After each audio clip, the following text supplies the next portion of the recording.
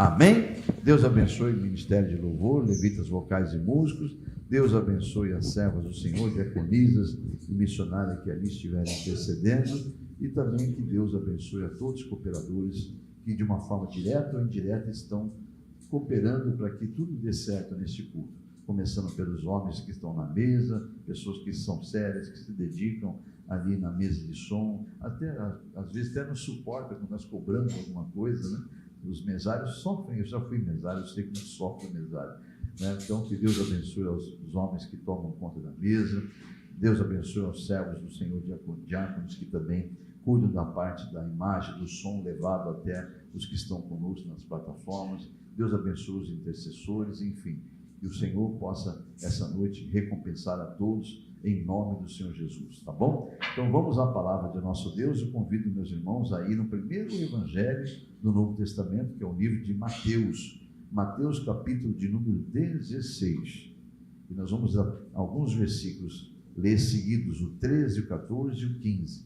Então Mateus 16, do versículos 13 ao 15, 13, 14 e 15. Lembro a todos que a tradução que eu tenho é a tradução de Almeida, Revista e Atualizada.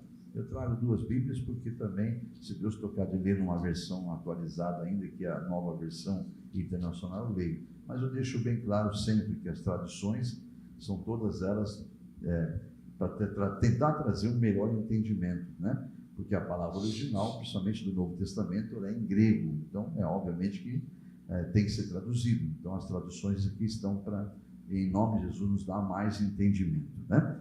Vamos então aos versículos 13, 14 e 15 de Mateus 16. Os irmãos já encontraram?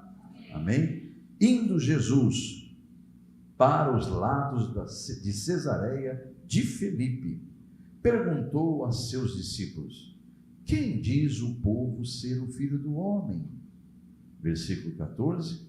E eles responderam: uns dizem João Batista, outros Elias, e outros Jeremias, e alguns dos profetas. Versículo 15. Mas vós, continuou ele, quem dizeis que eu sou? Amém? Oremos. Senhor nosso Deus, eis-nos aqui mais uma vez unidos em oração, para agora pedir o discernimento da tua glória sobre esta mensagem. Que venha a tua glória sobre tudo e sobre todos, para que haja cura, haja restauração das almas, transformação de vidas, mas principalmente a salvação, Pai. É o que eu te peço nessa noite, em nome de teu Filho Jesus, tanto aqui no presencial, como aonde chegar o som e a imagem desse culto. Liberta, Pai, cumpra seus propósitos, Pai, e salva as almas, em nome de Jesus. Amém? Amados, antes de entrarmos aí no objetivo pelo qual Deus revelou essa mensagem de hoje, pelos esses versículos, vamos passear um pouco pela teologia, tá? Só para um pequeno e breve contexto disso tudo. Mas faremos isso de uma forma bem objetiva, tá? Para que não tome muito tempo da palavra. Comecemos por fazer entender o porquê é citado o local onde Jesus estava com os seus discípulos. Você vê ali no primeiro versículo que lemos, que é o versículo 13, indo Jesus para os lados de Cesareia de Filipe. Bom, primeiro, esse nome Filipe não tem nada a ver com o discípulo Filipe, ou aquele que se tornou apóstolo depois, tá bom? Nada a ver. Esse Filipe, ele era um herdeiro de Herodes o Grande, que construiu um templo pagão, infelizmente, na entrada de uma caverna, justamente naquela região. Aquela caverna ficava à beira de um abismo, na qual havia uma cachoeira, e aquele local era feito sacrifícios de animais para deuses pagãos, em especial um tal de Deus Pan, com letra minúscula, né? E o que era feito na beira daquele abismo? Eram jogados cabras, animais, naquele local, e se o animal fosse tragado, engolido pela boca de Pan, meu Deus do céu, que é o abismo, significava que aquele suposto Deus pagão tinha aceito o sacrifício daquele povo e que responderia para eles traria as suas petições, né? Traria em prática, eles receberiam o que pediram. No entanto, se a cabra ou o animal jogado lá naquele abismo, naquela boca do Taupã, se não fosse tragado, no caso uma cabra, por exemplo, tem muita habilidade. A cabra, para quem não sabe, ela fica pendurada em penhascos, e ela tem uma facilidade, uma esperteza muito grande, a cabra. Então, se alguma cabra escapasse daquele quando fosse lançada, escapasse do abismo e conseguisse fugir, significava que aquele animal não foi aceito e que o pedido não foi aceito. Seria necessário um sacrifício humano, meu Deus, para que, como se não aceitasse aquele sacrifício, e para aquela causa ele precisava de uma criança, de um ser humano. E então eles sacrificavam crianças lançadas naquele abismo. É óbvio que um ser humano não tem a habilidade de uma cabra, né? Que ao ser empurrada poderia se desvencilhar e escapar. Uma criança, infelizmente, a sua chance era zero.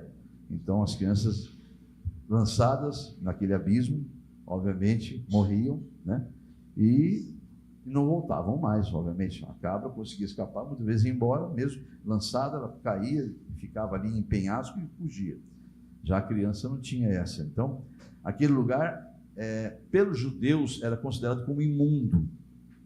Mas para os pagãos, era chamado de Hades, lugar dos mortos, local dos mortos, para os pagãos. Mas para os judeus, o Hades tem outro significado. Significa que é um lugar de julgamento, onde os que estão no Hades, que não é o mesmo Hades, esse nome aparece em determinada situação, assim como os pagãos chamavam aquele lugar de Hades. Existe esse nome citado em Bíblia, né, em algum lugar, mas para os judeus, Hades tem outro significado. É lugar de julgamento, como se fosse o inferno. E para os pagãos da época, aquele local era chamado de Hades, que era justamente onde os mortos eram lançados e não retornavam, né?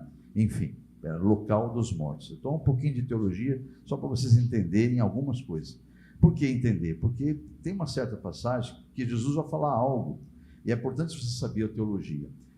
Para entrar naquele templo, para chegar à beira do abismo, que era dentro do templo, o templo estava um pouco afastado do abismo. Entrava no templo, e lá no final do templo, o altar seria o abismo, para você ter ideia. Dá para você visualizar mais ou menos, né?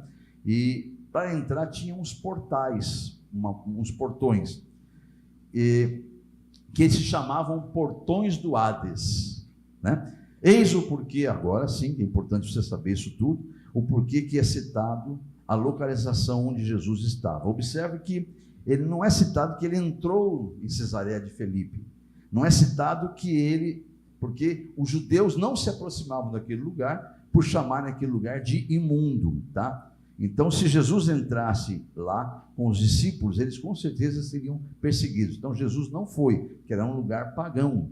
Mas a Bíblia então vai chamar que veja que ele não diz que ele não entrou, ele se aproximou para as bandas daquela região. Veja lá de novo, lá, aproximou-se, vamos lá, versículo de número 13. Indo Jesus para os lados, para as bandas, né? Do lado de Cesareia de Filipe, né? Então ele não foi naquela região. E agora você sabe que essa Cesareia de Filipe não é o Filipe também discípulo ou apóstolo. Está bem claro isso? Então Jesus escolhe estar com eles naquele lugar porque Deus lhe revelou algo para que ele fosse ali, revelasse em segredo em lugar que não iam judeus de jeito nenhum, no local bem próximo daquele lugar que era considerado imundo. Ele estava perto da Cesareia de Filipe, e ele escolheu aquele lugar para ali ser revelado quem ele era, o Messias. Ele escolheu ali, bem na porta de Hades, nos portões do inferno, porque tem um determinado momento que Jesus fala: as portas do inferno, as portas do Hades não prevalecerá contra a minha igreja. Amém? Então é muito importante você entender um pouco de teologia, por isso que então é citado todo esse, eu estou aqui fazendo um breve resumo, para que você entenda algum linguajar de Jesus. Ele precisava falar no idioma que eles compreendessem. Quando ele fala então, as portas do inferno não prevalecerão, é porque a morte não podia reter Jesus. quem era lançado naquele abismo, naquele lugar de morte, não voltava. Jesus ressuscitou. Alguém pode dar glórias a Deus? Por isso que ele fala: as portas do inferno não prevalecerão contra a minha igreja, porque ele ressuscita, ele é as primícias de quem ressuscita para subir aos céus, e depois a sua igreja é eleita para também ressuscitar e subir, ascender os céus. Amém? Então, é por isso que ele fala em determinado momento que as portas do inferno jamais prevalecerão contra a sua igreja. É por esse motivo, as portas do Hades, né? Ninguém retornava da morte, mas ele, como nós dissemos, ressuscitou. Glórias a Deus. Então, esse é o resumo bem breve aí do que é essa explanação desses 3 versículos e o pequeno contexto. Mas vamos agora ao que Deus revelou para esta mensagem de hoje. Por que nós lemos Mateus 16, esses 3 versículos? Vamos nos ater a um detalhe que Jesus pergunta aos discípulos em determinado momento, se eu não me engano, é o versículo de número, é o versículo 13 mesmo, que Jesus pergunta aos seus discípulos: quem diz o povo ser o Filho do Homem? Ele pergunta: quem diz o povo ser o Filho do Homem? As respostas são diversas. Alguns dizem que Jesus é João Batista, né? É Elias, até Jeremias, tudo reencarnado, né? Você acha que pode?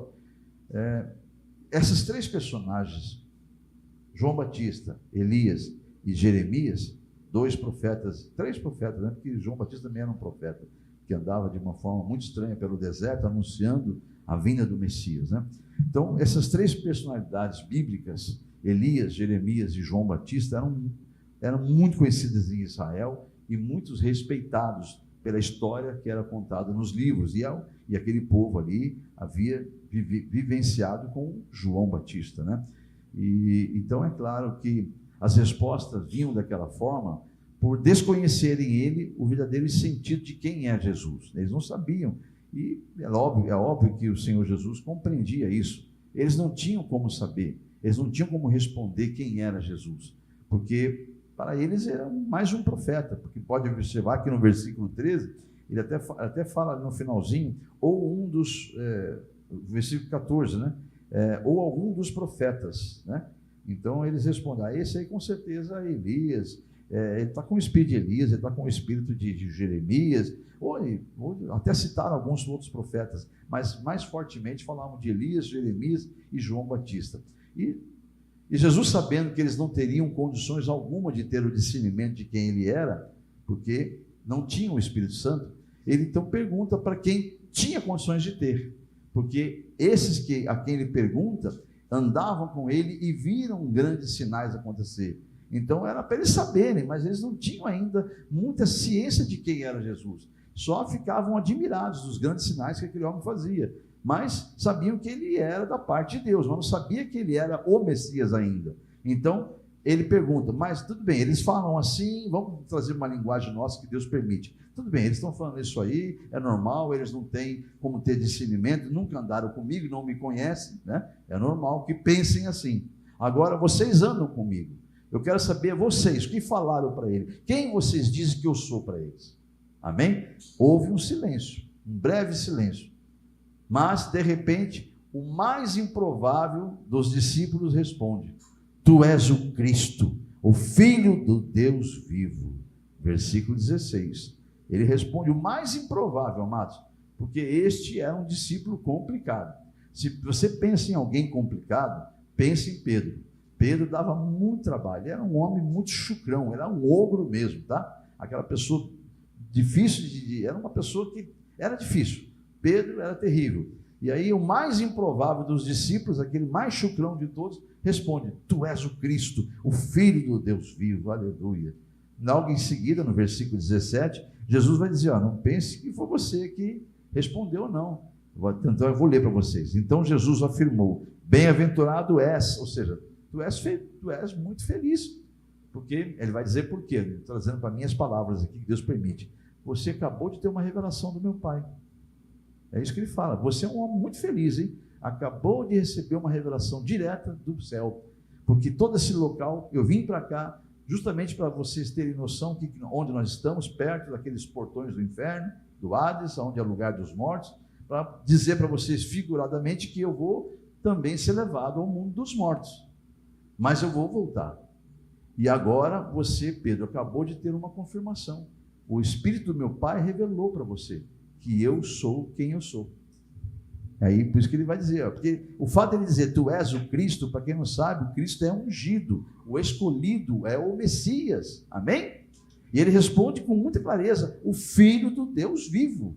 Por quê? Porque o Felipe de Cesareia era filho de Herodes, o Grande. E quando ele monta aquele templo, quando ele constrói aquele templo, por isso que é chamado o local de Cesareia de Felipe, aquela região, e o templo estava na Cesareia de Felipe, quando ele monta em homenagem a quem ele se adota filho, de um grande imperador, né, de um grande suposto Deus para aquele povo lá, que morreu, que havia morrido. Então o que Pedro fala aqui é com conhecimento de causa e movido pelo Espírito Santo. Ele fala, olha, o filho daquele que montou aquele templo lá, né, aquele morreu, o filho e o pai dele morreu. Ele montou, não sei por que esse templo, mas tu és filho do Deus vivo, ou seja, o vosso Pai, o nosso Pai nunca morre. Diga amém? Por isso que ele fala isso, amados, baseado que ele está perto de algo que eles conhecem, é a cultura da região. Então eles sabem o que é aquele templo, eles sabem por que foi construído, há toda uma história, há todo um contexto. E quando Pedro fala, tu és o Cristo, está revelando, tu és o Messias, tu és o Filho do Deus vivo, um Deus que não morre, aleluia. Por isso que Jesus fala para ele, ó, tu és bem-aventurado, porque não foi tua carne, não foi o teu sangue que respondeu isso aí, você falou isso aí pela unção do Espírito do meu Pai. Meu Pai revelou a você, é o que eu li agora, vou ler de novo. Então Jesus lhe afirmou, bem-aventurado é Simão Barjonas, porque esse era o nome de Pedro, né? Simão Barjonas significa filho de Jonas, o Pedro era um Simão, filho de Jonas. Então tu és, bem-aventurado tu és Simão Barjonas, porque não foi a carne e sangue que te revelaram, mas meu Pai que estás no céu. Diga glórias a Deus. Olha quanto mistério, amados. Então, o que temos que aprender com essa passagem é que Jesus sabe perfeitamente que o mundo inteiro jaz no maligno. Foi o Espírito de Jesus, o Espírito Santo, que revela para que um dos apóstolos escreva isso no Novo Testamento. Lá no final da Bíblia você encontra em uma das cartas, né? Se não me engano, a carta de Pedro, que o mundo inteiro jaz no maligno, né? Nós somos de Deus, mas o mundo inteiro jaz no maligno. Então, para Jesus é natural, olha, o mundo responder dessa forma, não me conhecer, para mim é normal. Mas eu estou preocupado com vocês, aqueles que eu escolhi, porque não fosse vós que me escolhesse, antes escolhi a vós. Eu estou preocupado com vocês. Por que Jesus estava preocupado com eles? Porque, amados, ele haveria de ascender ao céu. Você está compreendendo? Subir, amém? E ele teria que subir aos céus para cumprir uma visão que foi dada a Davi, lá no Salmo 110. Deixa eu ver se a gente pode ir lá rapidamente, vamos lá, dá tempo. Salmo 110, lá, muitos anos atrás, dessa situação, o salmista, no caso aqui é Davi, ele escreve no Salmo 110, versículo 1, disse o Senhor ao meu Senhor, a visão que Davi tem, ele vê o Senhor Deus falando com Deus Filho, ele fala, eu disse o Senhor ao meu Senhor, assenta-te à minha direita, até que eu ponha os teus inimigos debaixo dos teus pés. Então vamos compreender, amados, olha por que Jesus está preocupado, com que eles, os discípulos, sabem a respeito de Jesus. Eu não estou preocupado com o que eles dizem, porque o mundo jaz no maligno. O mundo não me conhecer, normal, é normal. Agora eles não andam comigo, eles não me conhecem. Eu nunca conversei com eles, a não ser em sermãos, e onde vocês foram enviados e retornaram com essa situação, eu não fui até lá ainda. Vocês foram lá para pregar, vocês foram lá para falar de mim. E aí então, vocês retornam, querendo saber, e eu quero saber o que eles falam de mim. Me falam, uns falam que isso é isso, aquilo, tá, normal eles falar isso, mas e vocês? Quem vocês dizem que eu sou? Por que está preocupado, amados? Lá, Paulo, em Romanos 8, veja bem, por que Jesus está preocupado com isso? Lá em Romanos 8, deixa eu ver se eu acho aqui rapidamente, lá no versículo 19, vocês estão entendendo a mensagem, igreja? Vai entender mais ainda, espera um pouquinho, tá? Não se preocupa não, Deus está no controle. Romanos 8, versículo 19, eu estou dando pausas para você entender mesmo, ter o discernimento. Então, lá em Romanos 8,19, é escrito assim, ó, a ardente expectativa da criação aguarda a revelação dos filhos de Deus. Para aí, você tem que entender o que está acontecendo aqui. Deus dá a Davi uma visão. Assenta aqui do meu lado, filho. Assenta aqui. Eu vi o meu Senhor chamando o meu Senhor e pedindo que ele se assente ao lado dele, até que todos os inimigos sejam colocados debaixo dos teus pés. Davi viu isso. E aqui, pelo mesmo Espírito que revela a Davi isso, Paulo, lá na frente, escreve: há uma ardente expectativa da criação, de toda a criação, que aguarda a revelação dos filhos de Deus. Então, amados, vamos tentar entender. Jesus está preocupado com o que eles pensam, com o que eles sabem, porque eles vão ficar sós aqui na terra, trabalhando até que todos os inimigos sejam colocados debaixo dos pés. Você, que se diz cristão, que se diz discípulo, é um dos que tem que entender qual é a sua missão na terra. Senão, amado, você vai ser mais um religioso que não vai ser tudo em vão. Você vai agir como as pessoas do mundo, que não entende quem é Jesus. Mais um que está aí, quem é Jesus? Eu vou na igreja, ele é o Todo-Poderoso. Pronto. Você não sabe, porque você nunca provou o poder dele. Você conhece Jesus de ouvir falar. Deus não quer isso, ele quer que os seus discípulos, desde aqueles até hoje, todos tenham plena convicção de quem é ele. Tenham total conhecimento de quem é ele. Você está compreendendo, igreja, agora? Por que ele pergunta? Que ele está preocupado que ele vai subir. Ele vai deixar os discípulos, vai se assentar ao lado do Pai, porque isso tudo está programado para acontecer. E assenta aqui. Agora eu quero que a tua igreja, o teu corpo, a tua noiva, trabalhe em favor daquilo que eu determinei. Então ensine bem eles lá. Desça lá, cumpra a missão que eu te dei e ensina bem eles, porque você vai se chamar de volta. E quando você está aqui, é a tua igreja, é a tua noiva que é a responsável para cumprir a finalização de todo o processo que você vai começar. E aqui em cima vai ficar do meu lado, intercedendo por eles. Então, o mundo, sem saber, as almas do mundo, tem uma grande expectativa da manifestação dos filhos de Deus. Você está compreendendo, igreja? Por isso a preocupação de Jesus, mas vocês, o que vocês dizem que eu sou? Porque não adianta você ser religioso e mostrar uma religiosidade para as pessoas como discípulo de Jesus. Isso qualquer um faz. Qualquer um faz isso aí. Então, amados, as almas ao nosso redor, o meio social que nós vivemos, as nossas famílias, estão se perdendo e muitos estão descendo ao Hades mesmo, o Hades inferno, e não voltam mais. Aqui começa a revelação dessa mensagem. Presta atenção no que eu estou dizendo, amados. Deus mandou dizer a essa igreja, e aonde chegar o som desse culto, as almas estão se perdendo, almas estão descendo o Hades a todo momento. E aonde está a manifestação dos filhos de Deus? Ainda vemos crentes mais preocupados em ter uma vida social e até expondo a sua vida social de uma forma que hoje é tão fácil expor, né?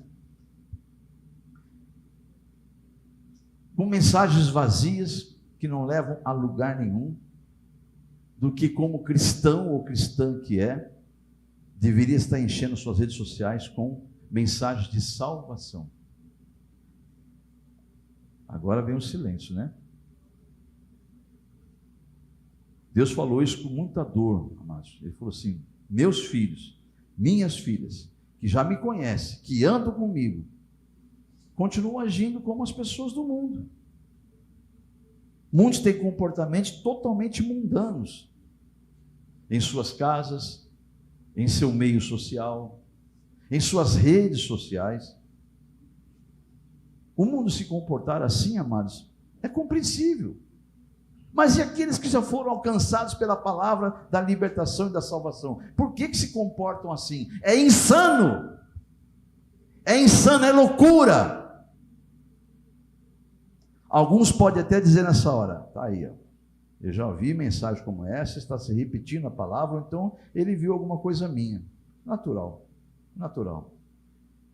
Porque a sua mente está tão mundana que você dá honras ao homem ao invés de dar honra a Deus que está usando o homem. Meu Deus. E por que continua agindo assim ainda, como um mundano? Como alguém que não conhece Jesus, meu Deus? Será que você está dentro daquele contexto já? De 2 Pedro capítulo 2, versículo 22? Será que já está caminhando para aquele contexto, misericórdia? É isso que você quer? Está dentro desse contexto aqui, ó. 2 Pedro capítulo 2, versículo 22, irmão, não fique triste. Jesus te ama. Irmãos e irmãs, não fiquem tristes. Esta mensagem é para a vida, não é para a morte. Não é para você simplesmente ignorar. Por isso que muitos saem de cultos como esse. Ou mesmo sendo membro, falando, não gosto de sexta-feira por causa disso. Sexta-feira é difícil de ouvir. Fizeram assim com Jesus. Deixaram ele falando e saíram no meio da pregação até.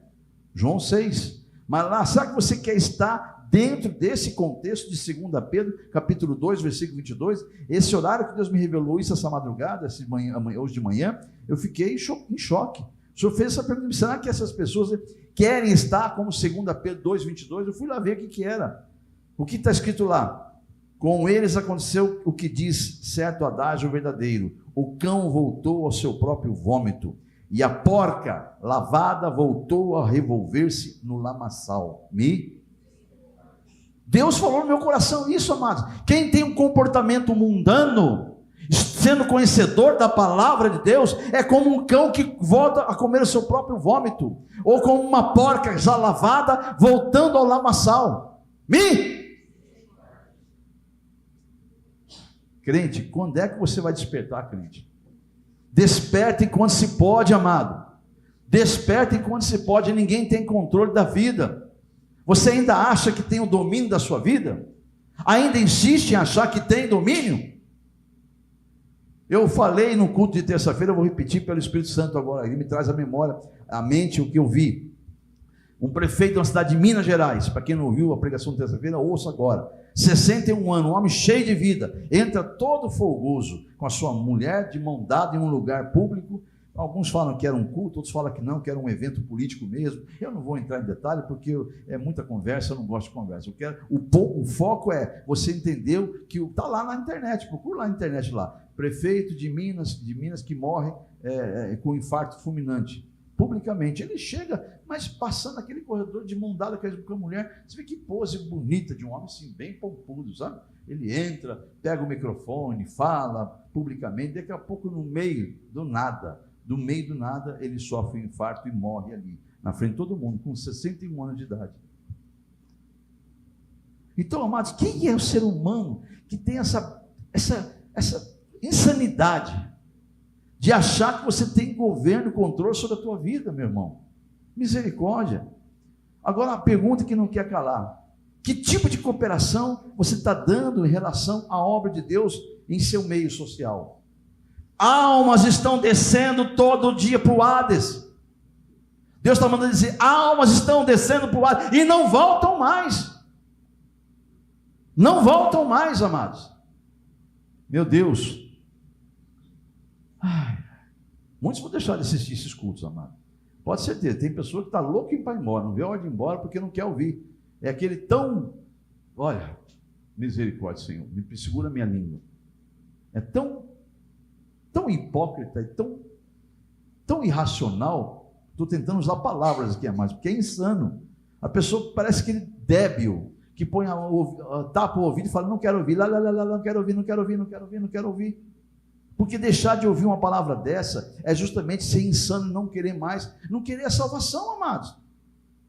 Deus está mandando dizer claramente, muitos deixarão de ouvir, como deixar de ouvir Jesus, quando eles deixaram, e está registrado lá em João 6, estuda lá, você vai ver que um monte começou a sair de sermões que Jesus dava, porque eram duros, dizendo, é muito duro de ouvir esse discurso. Mas será que alguém hoje aqui consegue entender o que Deus está desejando? Qual é a preocupação de Jesus? Eu não estou preocupado com o mundo. Se o mundo se comporta, se os teus amigos, tuas amigas se comportam como mundanos, eles são mundanos. Eles são mundanos. E eles vão descer para o Hades e não vão voltar. Só vão voltar diante de Deus para ser julgados no grande dia do Senhor. E Jesus nem vai julgar. Jesus só vai dizer, abra o livro da vida. Está o nome aí, não está, eu nem vos conheço, maldito. esse seu amigo, essa sua amiga, esses seus amigos, essas suas amigas, vão descer para o inferno. E você está fazendo o quê? Acompanhando eles? Se alguém conseguir entender o que Deus está dizendo hoje, e tomar uma atitude, uma posição com Deus, de cristão e não de crente, e fazer uma limpa, eu vou limpar, vou quebrar todos os altares que estão aqui dentro do meu coração, idolatria pelo mundo, e aprender quem é o Senhor de verdade, e começar a dizer com a sua vida quem é Jesus, porque a pressa de Jesus, amado, as almas estão se perdendo, Jesus tem pressa, a sua preocupação é com as coisas terrenas, Deus está preocupado com a eternidade da sua alma e das almas que estão em seu meio, que você deve ser o responsável por isso. Você está entendendo, igreja? Eu tenho que ir, estou até aqui, eu não tenho mais como ir. Essa história se repete em dias de hoje. Infelizmente, continua o mundo agindo como o mundo, e o cristão que deveria agir como cristão, muitos agem como crentes. E crente até o diabo é. É por isso, amados, que a pergunta é muito clara, é um tema dessa mensagem de hoje, é uma pergunta. E a pergunta é muito clara. Aí você responde da forma que você quiser, mas não responda com palavras, que palavra até papagaio fala. Responda com atitudes a partir de agora. Dá uma chacoalhada aí e fala assim: chega, minha alma está caminhando para o Hades. E eu estou arrastando um monte com o meu comportamento. Tema de hoje: que tipo de evangelho estás vivendo? Só isso. Que tipo de evangelho está vivendo? Quer viver um evangelho fácil? Tem um monte de porta larga, irmãos, pode procurar. Tem vários irmãos nossos que nos deixaram e estão aí em grandes ministérios, onde só tem festa, onde a palavra adoça o coração. Não que grande ministério não tenha palavra verdadeira, tem, mas tem muito mais distração, muito mais, a tendência é virar um palco para poder chamar, do que na verdade pregar a verdade. Então nós estamos aqui falando a verdade, doa quem doer. Fique quem realmente tem desejo de ver a sua alma salva, mas fique realmente determinado a mudar, porque conversão é mudança, amados. Não é voltar ao vômito e comer o vômito, não é depois de lavado se banhar, de se lançar no lamaçal, se sujar tudo de novo. Então, que tipo de evangelho estás vivendo? É a pergunta e o tema dessa mensagem. Que tipo de evangelho estás vivendo? É uma pergunta. Eu encerro aqui e peço para a igreja se colocar em pé, por favor.